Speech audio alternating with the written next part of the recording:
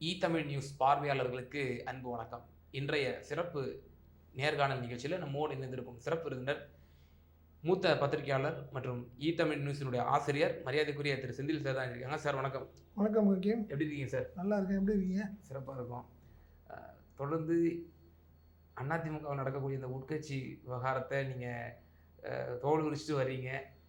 அதில் இன்றைய தினம் ஒரு சர்ப்ரைஸ் தரும் விதமாக எடப்பாடியார் சட்டப்பேரவையிலே சொல்லியிருக்கிறாரு, சஜஷன் கொடுத்துருக்கிறாரு. அப்பாவு அவர்களுக்கு ஒரு கோரிக்கை வச்சிருக்கிறாரு. அவர் ஒரு முன்னாள் பள்ளிக்கல்வித்துறை அமைச்சர், அவருக்கு பேசுறதுக்கு கொஞ்சம் கூடுதல் டைம் கொடுங்கப்பா அப்படின்னு சொல்லியிருக்காரு. அதே போல் அவர் எம்எல்ஏக்களோடு சேர்ந்து உணவும் சாப்பிட்ருக்கிறாரு. ஸோ இப்போ வழிக்கு வந்துட்டார் போலையே, இபிஎஸ் வழிக்கு. எப்படி இபிஎஸ் வழி இல்லை, செங்கோட்டையின் வழிக்கு வேணால் இபிஎஸ் போகலாம். நீங்கள் அதுதான் நீங்கள் அதான் ஆரம்பத்தில் என்ன சொன்னார், ஏன் வரல, மீட்டிங் வரலையே எம்எல்ஏக்கள் மீட்டிங்க்கு, உங்கள் உங்கள் அறையில் நடந்த கூட்டத்துக்கு வரலையே அப்படின்னு கேட்டப்போ என்ன சொன்னார் இபிஎஸ் அழகா, இல்லை இது சம்மந்தமாக நீங்கள் அவர்கிட்ட தாங்க கேட்கணும், அது தனிப்பட்ட விஷயத்தை பற்றிலாம் ஏங்க கேட்குறீங்கன்னு சொன்னவர் நேற்று என்ன சொன்னார், இல்லை நாங்களாம் ஒத்துமையாக தாங்க இருக்கோம், எங்களுக்குள்ளே சண்டை இதை எப்படியாவது எங்களை பிரிக்க பார்க்குறீங்களான்னு சொன்னார். இன்றைக்கி செங்கோட்டையனுக்கு பேச வாய்ப்பு கொடுங்கன்னு சொல்கிறாரு. இப்போ எதை வச்சு நீங்கள் எதை சொல்கிறீங்க? இதெல்லாம் பார்க்குறப்போ இபிஎஸ் தானே இறங்கிட்டு இருக்காரு. செங்கோட்டையன் இன்னைக்கு வரைக்கும் அந்த அவருடைய அறைக்கு போகலை. யாரோட அறைக்கு போகலை? இபிஎஸோட அறைக்கு போகலை.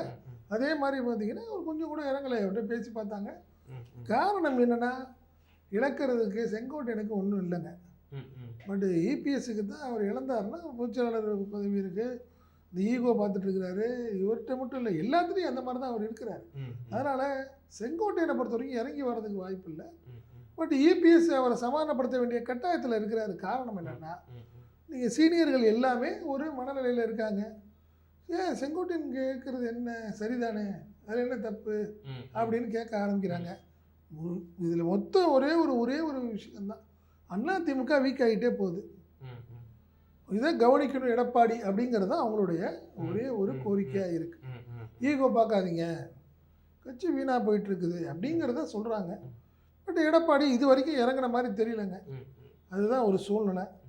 பட் அது இறங்கி தான் ஆகணும். நீங்கள் காரணம் என்னென்னா, நீங்கள் மற்ற கட்சிகளுடைய வளர்ச்சியை பார்க்குறப்ப அதிமுக மிகப்பெரிய ஆளுங்கட்சியாக இருந்தது, திமுகவுக்கு அடுத்த நிலையில் இருந்த ஒரு கட்சி.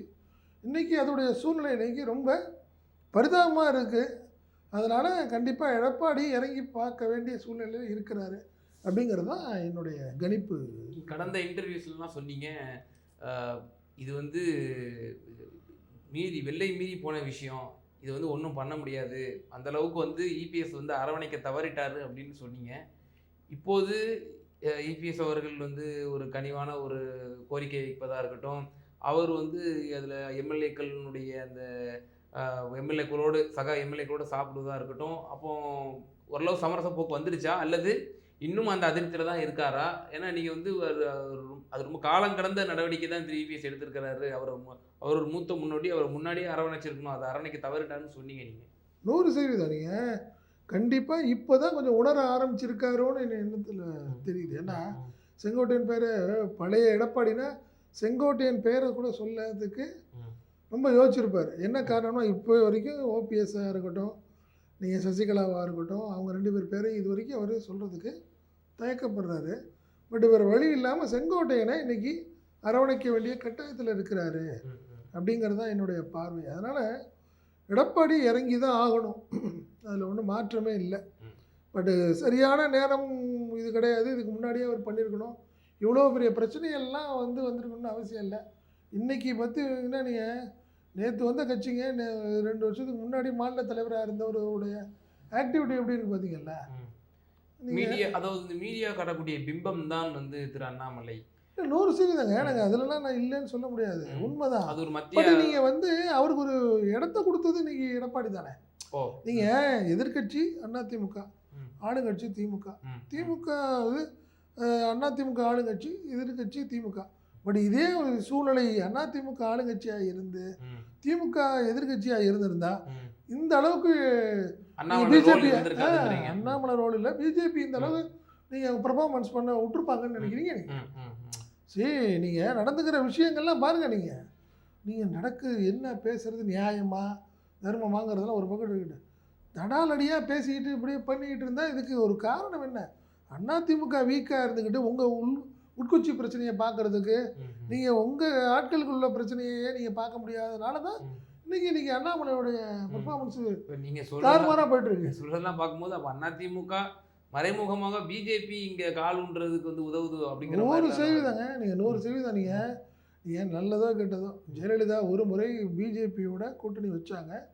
அந்த கூட்டணிக்கு மன்னிப்பு கேட்டாங்க. மன்னிப்பு கேட்டவங்க நீங்கள் கடைசி வரைக்கும் சாகிற வரைக்கும் அவங்க வந்து நேச கட்சியாக இருக்கலாம், கூட்டணி கட்சி கிடையாது, கூட்டணிக்கு நம்மளுக்கு சம்மந்தம் இல்லைங்கிறதுல தெளிவாக இருந்தாங்க.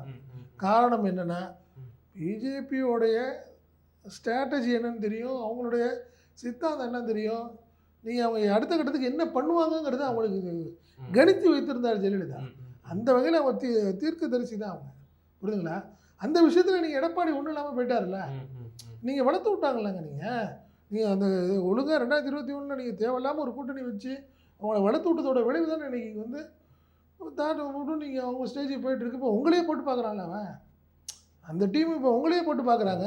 நீங்கள் அன்றைக்கி பேசுனது தான் இன்றைக்கி நான் அதே வார்த்தையை சொல்கிறேன். இந்த டாஸ்மார்க் சம்மந்தமான நடந்த ரைடு வந்து திமுகவுக்கு மட்டும் நினைச்சா முட்டாள்தனம், அதிமுகவுக்கும் சார்ந்த ஒரு விஷயந்தாங்கிறத எடப்பாடி உள்ளுணர்வாக தெரிஞ்சாலும் வெளிக்காட்டாமல் இருக்கிறாரு. அதை அவர் நினச்சி பார்க்கணும். இது சம்பந்தமாக அவர் ப்ரெஸ் மீட் கொடுக்கும்போது கூட, சட்டப்பேரவையில் நேற்றைய தினம் அவர் வெளியே வந்து ப்ரெஸ் மீட் கொடுக்கும்போது கூட நம்மளாம் எதிர்பார்த்தோம் அவர் வந்து திமுக ஆளும் அரசு வந்து ஒரு எதிர்கட்சியாக இருக்கக்கூடியது வந்து கடுமையாக விமர்சனம் பண்ணுவாங்க, இது கண்டிப்பாக இதை வச்சு அரசியல் பண்ணுவாங்க நம்ம எதிர்பார்த்தோம். ஆனால் நீங்கள் நம்ம தொலைக்காட்சியில் என்னிடமே நீங்கள் கொடுத்துருந்தீங்க, இந்த இது ஊழல்னு சொல்கிறாங்க, இந்த ஊழல் அப்படின்னா ஏடிஎம்கேக்கு தான் இது வைக்கிறாங்க செக்கு அப்படின்னு நீங்கள் வார்த்தை சொல்லியிருந்தீங்க.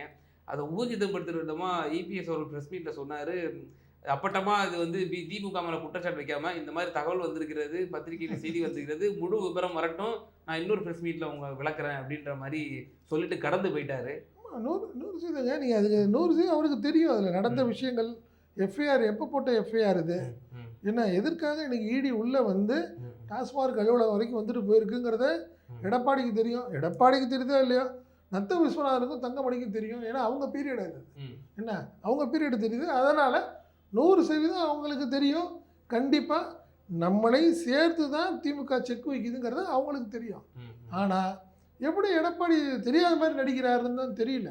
இது கண்டிப்பாக நீங்கள் இதை வந்து திமுக எந்த அளவுக்கு பர்ஃபார்மன்ஸ், ஏன்னா இது வரைக்கும் நல்லா பாருங்கள், இந்த ரைடு சம்மந்தமாக திமுக முதல்வரோ இது வரைக்கும் ஒரு வார்த்தை சொல்லலை, பார்த்தீங்களா இல்லையா? ஏன்னா அவங்களுக்கு அது தெரியும், திமுகவுக்கும் சேர்ந்த ஒரு விஷயம், நம்ம ஏன் இதில் போட்டு ஏன் பதட்டமாகணும்? அதனால தான் அமைச்சர் செந்தில் பாலாஜி அன்றைக்கி பேட்டியப்பே தெளிவாக என்ன சொன்னார், எந்த எஃப்ஐஆர்னு கேட்டார், எந்த காலகட்டம்னாரு. இதுக்கு சம்மந்தமான முக்கியமான தகவல்கள்லாம் எதுவும் இல்லையே, சரியான தகவல் இல்லை, வெளியே வரலையேன்னு அவர் சொன்னார். அப்போ இப்போ இந்த நடத்தப்பட்ட இந்த ரைடு என்பது முழுக்க முழுக்க அதிமுகவோட காலகட்டமைப்பு, குறிப்பாக 2011 21 வரை போடப்பட்ட எஃப்ஐஆர் அடிப்படையில் கூட இந்த ரைடு இருந்திருக்கலாம். அவங்களுக்கு தாங்க அதிகம். நீங்கள் நல்லா பார்த்தீங்கன்னா 2011 2026 வரைக்கும் 33 எஃப்ஐஆர். என்ன இந்த 4 வருஷ காலகட்டத்தில் 3 எஃப்ஐஆர் தான், புரியுதுங்களா? நீங்கள் 3க்கான பிரச்சனையை வந்து செந்தில் பாலாஜியோ திமுக அரசோ எப்படி சமாளிக்கிறது? 33 எஃப்ஐஆருக்கான பிரச்சனையை சமாளிக்கிறது யாருக்கு பிரச்சனை, யாருக்கு கஷ்டம்? ஸோ நீ அதனால் அதிமுக குறி வச்சு தான் இதில் பண்ணுறாங்க. அவங்களுக்கு வந்து தெளிவாக நீங்கள் ஒரு விஷயம், சபாநாயகருக்கு எதிரான ஒரு நம்பிக்கையில்லா தீர்மானத்தை கொண்டாடுறதை பற்றி ஆனால் பிஜேபி கண்டுக்கவே இல்லைங்க. சரி, நீங்களும் எதிர்கட்சி, அவங்களும் எதிர்கட்சி தானே, நீ இல்லை ஆமாம் சபாநாயகர் செஞ்சதை வந்து நியாயம் இல்லை, அதனால் நாங்களும் கண்டிக்கிறோம், இதை நாங்களும் கலந்துக்கோன்னு சொல்லியிருக்கணும்ல, அவங்களும் செய்யலையே, அதை பற்றி கண்டுக்கவே இல்லையே. ஸோ அதில் தெளிவாக இருக்குது. அதே மாதிரி ஏன்னா ஒருவேளை அதில் நாங்களும் ஸ்கோர் பண்ணிடுவார் எடப்பாடி, அதிமுகவுக்கு ஒரு நேம் ஆகிடுங்கிற ஒரே ஒரு காலகட்டத்துக்காக தான் அதை வெளியிட பண்ணிடுச்சு பிஜேபி. நேற்று ஒன்று நடந்த விஷயங்கள்லாம் பாருங்கள், நீங்கள் நல்லா தெரியும். உனக்கு ப்ரெஸ் மீட்டில் எப்படி நடந்துக்கிட்டாரு அண்ணாமலை, அவருடைய பேச்சு, அதெல்லாம் தாறுமாறான விஷயங்கள். காரணம் என்னென்னா அதிமுகவுக்கான வாய்ப்பு இல்லாமல் போயிடுச்சு. அதனால் அவர் என்ன பண்ணார், ஓவர் பர்ஃபார்மன்ஸு, வாங்குற என்ன சொல்லுவாங்களே ஒரு வார்த்தை நம்ம இதில் வாங்குற காசுக்கு மேலே கூறாங்கிற மாதிரி சொல்லுவாங்களே அந்த மாதிரி நடந்துக்கிறாரு அவர். அவருடைய இப்போ நேரடியாகவே காவலர்களுக்கு இப்படி த்ரெட்டன் பண்றாரு. ஒருவேளை அண்ணாமலை அவர்கள் கைது செய்ய நேரிடுமா இந்த அரசு? 100%ங்க. அதில் ஒன்றும் மாற்றம் இல்லை. நீங்கள் எல்லாத்துக்கும் ஒரு பொறுமை இருக்குது. நீங்கள் முதல்வரை, துணை முதல்வரை, அமைச்சர்கள் எல்லாத்தையும் கிரிமினலுங்கிறது, A1ங்கிறது, என்ன ஃப்ராடுங்கிறது, இதெல்லாம் வந்து இன்றைக்கி நீங்கள் வந்து அவர் நடந்துக்கிற முறைகள்லாம் வந்து ஒரு ஐபிஎஸ் ஒரு படித்தாரான ஒரு பெரிய பலருக்கும் சந்தேகத்தை ஏற்படுத்துகிற மாதிரி பேசிக்கிறாரு. ஏன் ஒன்றும் இல்லைங்க, நீங்கள் ஆர்ப்பாட்டத்துக்கு போகிறாரு. ஒரு ஆர்ப்பாட்டத்துக்கு போகிறவங்க தெளிவாக போகிறோம், ஒருவேளை அரெஸ்ட் பண்ணலாம், ரிமாண்ட் பண்ணலாங்கிற ஒரு தயாரோட தானே போகணும். ஒருத்தங்க யாராக இருந்தாலும் அப்படி தானே போவாங்க. நீங்கள் அங்கே போயிட்டு எனக்கு 6 மணியை விடுங்க, எனக்கு வந்து ஃப்ளைட்டுக்கு போகணும், கல்கட்டாவுக்கு 2 ஃப்ளைட் ஆயிருக்கணும், நான் மிஸ் பண்ணிட்டேன், 3வது ஃப்ளைட்டும் நான் போகணுமா வேணாமான்னா இது என்ன ஒரு சின்ன பிள்ளைத்தனமாக இருக்குது. அப்படி நீ எதிர்பார்ப்பே இல்லாத நீ எதுக்கு இந்த ஆர்ப்பாட்டத்துக்கு வர்றேன்? நீங்கள் மற்றவங்களாம் நடக்குமா? அது நினச்சி பாருங்கள். நீங்கள் இது என்ன நினைக்கிறீங்க? அப்போ போலீஸ் என்ன நினைக்கிறீங்க? நீங்கள் அவர்கிட்ட போய் நீங்கள் ஒரு அதிகாரி இருந்தாலும் கர்நாடகாவில் நீங்கள் பிஜேபியாக இருந்துக்கிட்டோம், காங்கிரஸாக இருக்கட்டும், அவங்க எப்படி நடந்துருப்பாங்க? அந்த ஆர்ப்பாட்டத்தை எப்படி ஆளுங்கட்சிங்கிறது சட்டம் ஒழுங்கு பிரச்சனைக்கு வரக்கூடாதுங்கிறதுனால முன்னெச்சரிக்கை நடவடிக்கைங்கிறது இயல்பு தான். இப்போ நீங்கள் கைது செய்யலாம் இந்த காவல்துறை அப்படின்ற ஒரு விஷயத்த சொல்கிறீங்க. பட் ஆனால் நம்ம கடந்த காலத்தில் பார்க்குறோம், சீமான் அவர்கள் வந்து கடுமையான விமர்சனத்தை இது வரைக்கும் முன்னெச்சரிக்கிறாரு. அவதூறு கருத்தை கூட பெரியார் அவர்கள் மீது முன்வைத்திருந்தார்.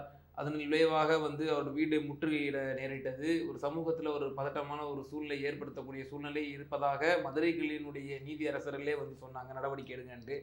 அப்போ கூட நம்முடைய காவல்துறை வந்து கைது செய்யலை திரு சீமான் அவர்களை. இப்போது அண்ணாமலை இப்படியான ஒரு த்ரெட்டனை டைரெக்டாக காவல்துறையினர் மீதே வைக்கிறாரு.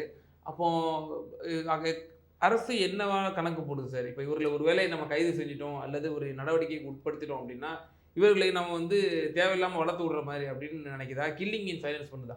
இல்லை, அரசியல் ரீதியான வழக்குகளில் வந்து நீங்கள் அதிகபட்சம் 1 வாரம் கூட வைக்க முடியாது. நல்லா புரிஞ்சுக்கிட்டீங்களா? நீங்கள் அது அவங்களுக்கு ப்ளஸ்ஸாக தான் போகும். இப்போ நீங்கள் மேடை பேச்சு, போலீஸுக்கு எதிரான வாக்குவாதம், இந்த மாதிரி விஷயங்களில் வந்து பெருசாக எடுக்கூடாது. அதனால தான் சீமானுக்காக காத்திருந்தாங்க. இன்றைக்கி நீங்கள் வந்து என்ன ஆகிடுச்சு, பாலியல் வழக்கு இன்றைக்கி கையில் எடுத்து அதில் பண்ணுறாங்க. இதுதான் நடக்குது.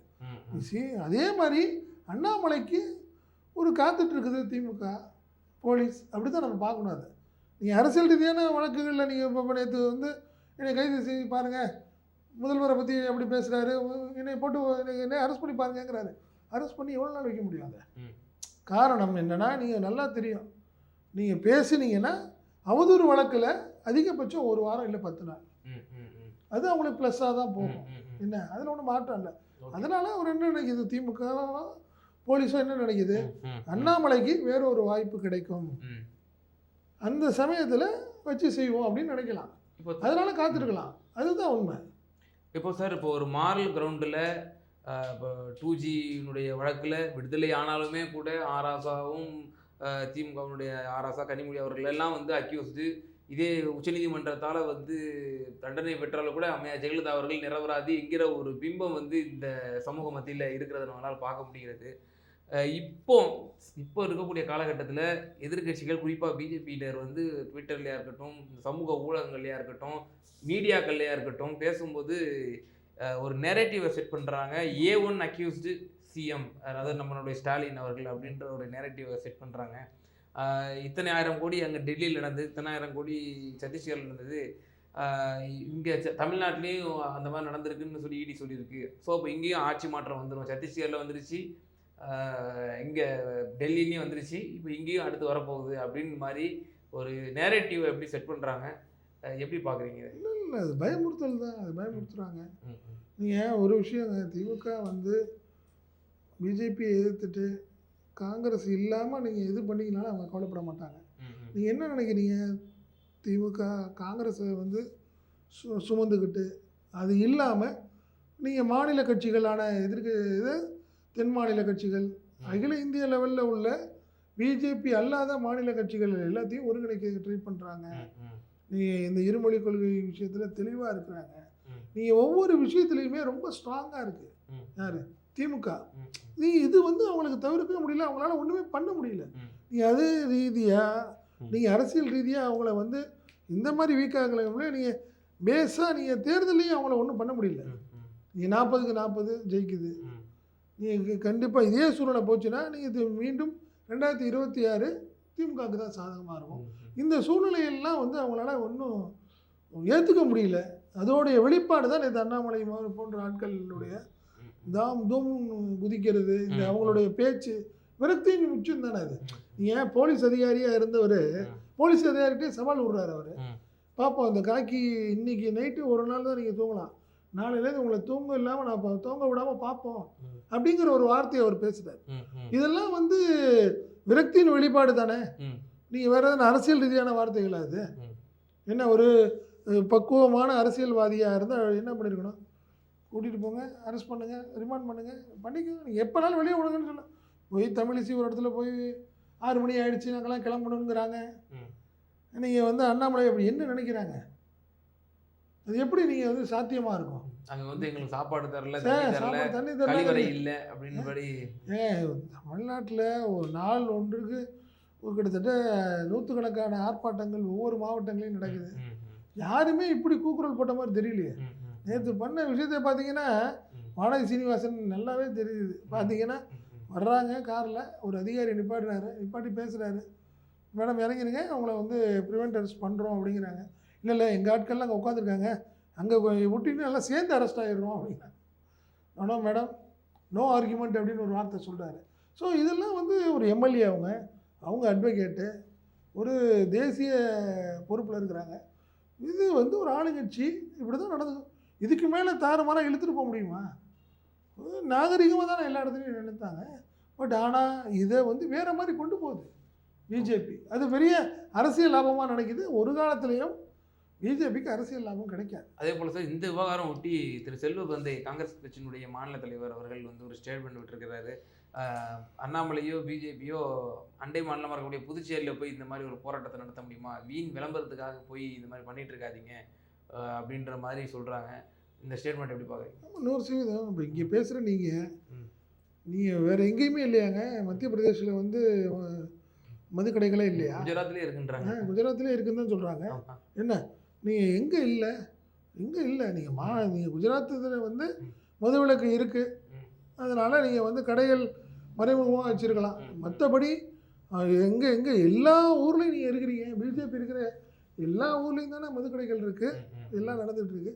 பாண்டிச்சேரியில் நீங்கள் உண்மையிலே ஒரு செல்வப்பிரந்தை கேட்குற மாதிரி உங்களால் டேட்டை அனௌன்ஸ் பண்ணுங்கள், பூட்டு போடுங்க பார்ப்போம். நீங்கள் போய் பாண்டிச்சேரியில் உள்ள மதுக்கடைகளுக்கு எதிரான ஒரு போராட்டம் நடத்த முடியுமா அண்ணாமலையால்? இங்கே ஒரு அரசியல் தானே. அதுதானே இங்கே ஒரு பேச்சு, கர்நாடகாவில் ஒரு பேச்சு தானே பிஜேபி. அதில் வந்து நம்மளுக்கு தெரிஞ்ச ஒரு விஷயம் தானே, இது அரசியல் தான் இது. அதனால் இது ஒரு அவ்வளோதான். அண்ணாமலைக்கு அவ்வளோதான். அவர் அதனால் இன்னொரு விஷயம், மாநில தலைவர் இது வரைக்கும் அனௌன்ஸ் பண்ணல. அவரை வந்து காய விடுறாங்கன்னு சொல்லுவாங்கல்ல, காத்துட்ருக்காரு, என்னைக்கு சொல்லுவாங்கன்னு தெரியல. அந்த ஒரு விரக்தி அவருக்கு. இந்த மாதிரி விஷயங்கள் தான் அடுத்தடுத்த விஷயங்கள் அவருக்கு வந்து ஒரு உச்சத்தில் இருக்கிறாரு அண்ணாமலை. சார், இறுதியான ஒரே ஒரு கேள்வி சார். தேமுதிகவினுடைய பொதுச் செயலாளர் அம்மையார் பிரேமலதா அவர்களுக்கு இன்றைய தினம் பிறந்த நாள். அவர்களுக்கு பலரும் வாழ்த்துக்களை தெரிவிச்சிருக்கிறாங்க, இபிஎஸ் உட்பட. அந்த பிறந்தநாளை ஒட்டி அவர்கள் வந்து சொல்லியிருக்காங்க, நான் 2026 மார்ச் 18 என்னோட கூட்டணி, எங்களோட கட்சியோட கூட்டணி நிலைப்பாடை அறிவிக்கிறேன் அப்படின்னு சொல்லியிருக்கிறாங்க. அப்போது அஃபிஷியலாக ஏடிஎம்கேவோட தேமுதிக கூட்டணியில் இல்லையா அப்படிங்கிற ஒரு கேள்வி இங்கே இதன் மூலியமாக எழுப்பப்படுது. ப்ரெஸ் மீட்டில் கேட்குறப்போ நீங்கள் அண்ணாமலை, இபிஎஸ் எல்லாமே வந்து பிறந்தநாள் வாழ்த்து சொல்லியிருக்கிறாங்க. பட் அவங்கள்ட்ட அந்த ஒரு கேள்வி கேட்குறாங்க, அதிமுக கூட்டணியில் இருக்கிறீங்களா இல்லையா? ஏன்னா அவங்க பாராளுமன்ற தேர்தலில் அவங்க அதிமுக கூட்டணியில் இருந்தவங்க. இது தொடர்கிறதாங்கிற கேள்விக்கு தான் அவங்க மார்ச் 18 நாங்கள் வந்து எங்களுடைய கூட்டணி குறித்த இறுதி முடிவை நாங்கள் அறிவிப்போம்னு சொல்கிறாங்க. அது ரொம்ப நக்கலான பதில் அது.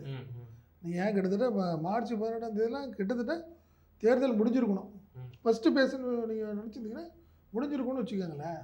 என்ன பட் அவங்க ஒரு நக்கலாக என்ன சொல்கிறாங்கன்னா, அதிமுகவோட கூட்டணி இல்லை அப்படிங்கிறது சொல்லாமல் சொல்கிறாங்க. அது காரணம் நம்ம தான் நம்ம நேற்று முன்தினமெல்லாம் கூட பேசியிருக்கிறோம். நம்ம ராஜ்யசபாக்கான ஒரு அவங்கள ஏமாத்தின அதிமுக இது எடப்பாடியுடைய அந்த அறிவிப்பும் அந்த பதிலும் அவங்களுக்கு, அதனால தான் அந்த அவங்க ஒரு நக்கலான பதிலை அவங்க சொல்லியிருக்கிறாங்க. நீங்கள் பிஜேபி கூட்டணிக்கு போகிறாங்களா இல்லையா அப்படிங்கலாம் தெரியல. பட் அதிமுக கூட்டணியோட கிடையாது அப்படிங்கிறத தேமுதிக கிட்டத்தட்ட ஃபைனல் பண்ணிடுச்சுங்கிறது தான் இன்னையுடைய அவங்களுடைய அறிவிப்பும் நம்மளுக்கு தெரிய வருது. ஓகே சார், பல்வேறு விவகாரங்களில் சமகால அரசியல் சூழ்நிலை சார்ந்த பல விடயங்களுக்கு ரொம்ப தெளிவாக பதில் சொன்னமைக்கு மிக நன்றி. நன்றி. நமது இ-தமிழ் நியூஸ் சேனலில் உங்களது பொருட்களை வெறும் 500 ரூபாயில் விளம்பரம் செய்ய வேண்டுமா? தொடர்புக்கு 7806942275 தொடர்பு கொள்ளுங்கள்.